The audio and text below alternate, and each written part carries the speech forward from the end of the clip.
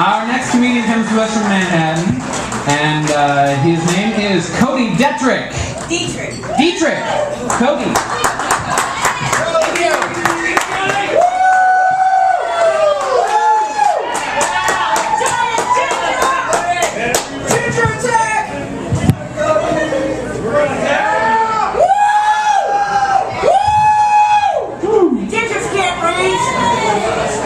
Thank you. Thanks. When I was in first grade, my teacher asked me what I wanted to be when I grew up. And I said a bird. And she said, a bird? Is that because you'd be able to fly? And I was like, no. It's because I like to take shits on people's windshields right after they wash them.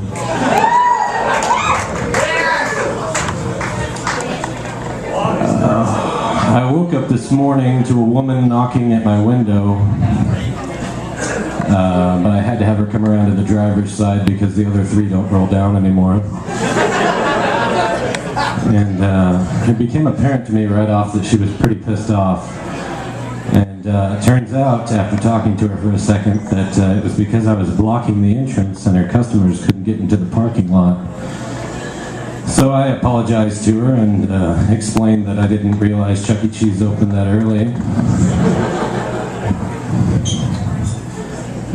Sorry, I'm a bit out of my element right now. I've been kind of pissed off lately.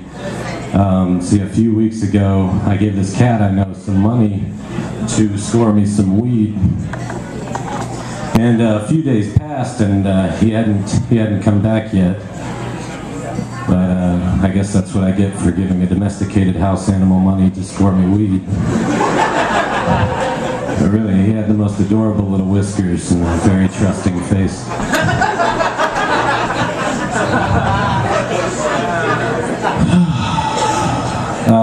They say you... Thank you. They say you are what you eat. So I guess that makes me food.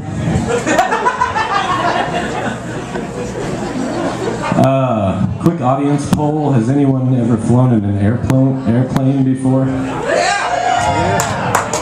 Get it quick. Okay, so nobody? I haven't told this story in a while, so I apologize if I mess it up. But this one time, about 5 a.m., I was drinking in an airport terminal. And I was drinking with this guy, and we got to talking. And it turns out he was a pilot, an airplane pilot. And we bought a few drinks back and forth here and there, and before you knew it, we were 30,000 feet up. Just me, a stewardess, and a whiskey-drunk pilot taking whippets and singing along to a Kid Bop's version of Peter Cetera's Glory of Love. And he was doing a really good job of handling the aircraft, but the problem started when the waitress brought up a big gulp full of wild turkey. And he chugged that in like 30 seconds. And, well, needless to say, he passed out. So I did what I felt anyone would do in that situation. And I drew 2 penises on his forehead. And swiftly alerted the stewardess. And then she had the nerve to get pissed at me because she assumed I knew how to fly an airplane.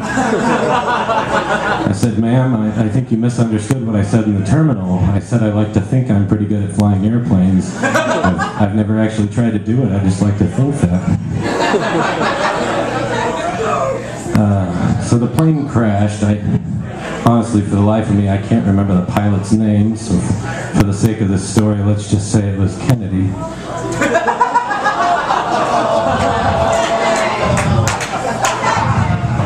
That can't be too soon. And so I was pretty depressed from this, and also my dog died, and my girlfriend of 6 years had just broke up with me. So my uncle had this neat idea, and I stand by it to this day. If you're ever really depressed, just get a job at a nursing home. Because you'd be amazed at the confidence you can gain in a foot race against an 80-year-old man. Or a game of Jenga against a woman with Parkinson's.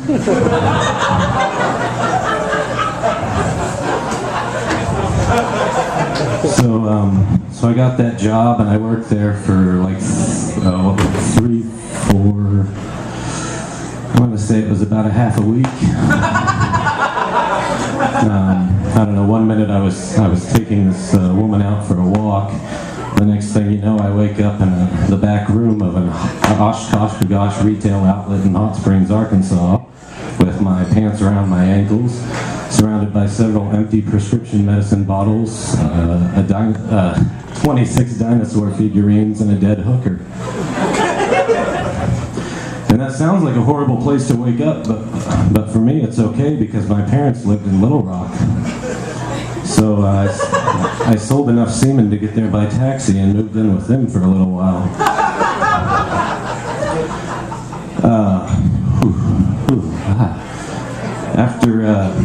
After a few weeks of living there, I decided it's time I get out and get a job. So I was out driving around in my car one day, just driving around, picking up, filling out, and turning in applications. And I pulled up to the stoplight right behind this gold Toyota Camry, and it had one of those bumper stickers on it that said, "My other ride is your mom." And I'm not sure if it was the amphetamines or the fact that I wasn't having much luck in the job search, but I took it personally, and it really pissed me off. So I decided I was going to follow this guy around. I followed him around in my car, driving all over town, just all over the place, until finally he pulls into this driveway. And so I pulled up behind him, parked my car. He gets out of his car, I get out of mine, and I ran up to him in this fit of rage, just not even paying any attention to what the hell was going on. And I grabbed him and I just started beating the shit out of him right there on his front lawn. And I was probably going at it for like 15, 20 minutes. I don't know, I mean, this guy was just really fucked up. And that's when it hit me. My dad drives a gold Toyota Camry. But at least I was home. Thank you, guys.